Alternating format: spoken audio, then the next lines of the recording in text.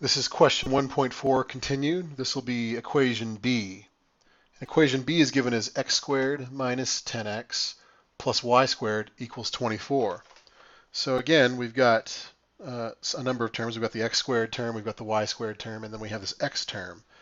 Now, to reduce this equation to the form of a circle, the form that we like, actually, where we can read off the center point and the radius, we're going to need to complete the square for x. And to do that, we look at this coefficient here, 10, and just like last time, just like part A, half of 10 is 5, and 5 squared is 25.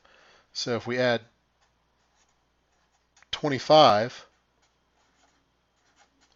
to both sides of this equation, then what we get is x squared minus 10x plus 25 plus y squared is equal to 24 and 25. That's 49. And now we can make this more compact into the readable form. I look at this x polynomial here, x squared minus 10x plus 25, and I can see that that reduces to x minus 5 squared. And then we've got the plus y squared equals, and then 49 we know is 7 squared. So this is going to be,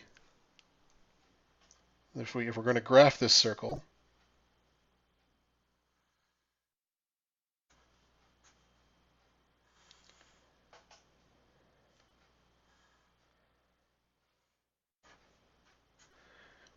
it's going to be centered here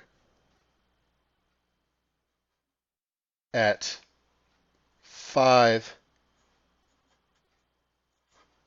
0, and it's going to have a radius of 7.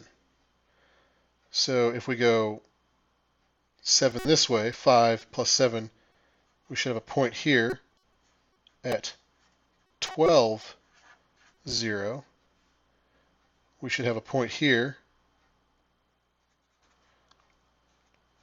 at 5, 7. We should have a point down here at 5, negative 7, and we should have a point over here at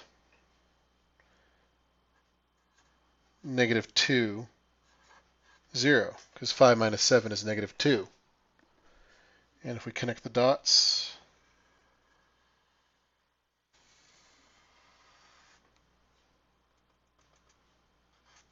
this should be r equals 7.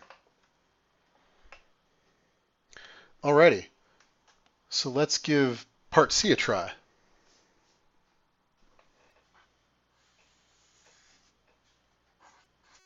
And this equation is given to us as x squared minus 6x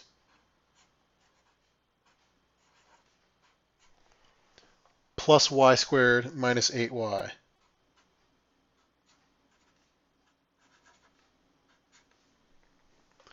equals 0. And you can see where I'm already anticipating having to complete the squares here. I've left myself some space to see where I'm going to do that. So in this case, we've got to complete 2 squares. So if we look at x squared minus 6x, half of 6 is 3. 3 squared is 9. So I'm going to add 9 for that quadratic. And I'm going to have to do that over here also on this side of the equation. Now, but I'm also going to have to complete the square for y. I've got y squared minus 8y. Half of 8 is 4, and 4 squared is 16. So I'm going to add 16 to complete that square, which means I'm also going to add 16 to the other side of the equation.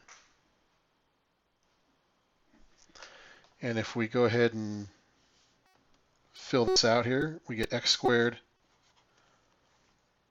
minus 6x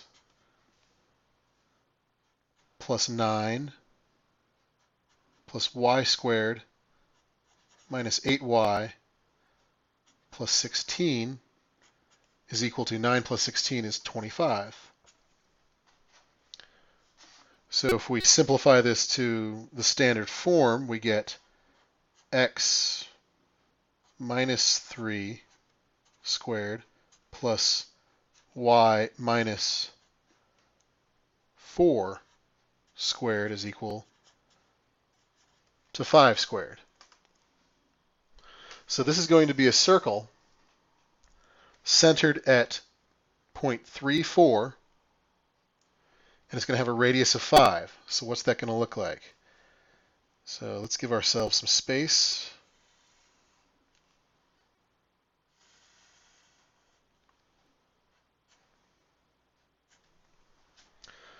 So that 0.34 is going to be somewhere right about here, let's say.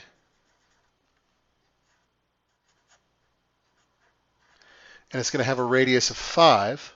So that means it's going to be 5 in this direction, which will put us at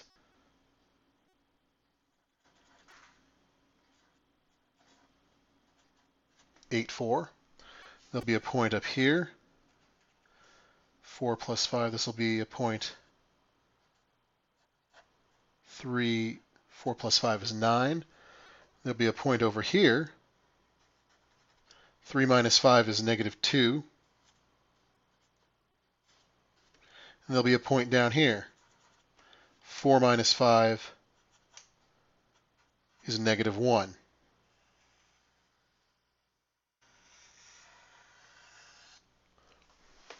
And there's our circle. Well, it's not much of a circle, but you get the idea.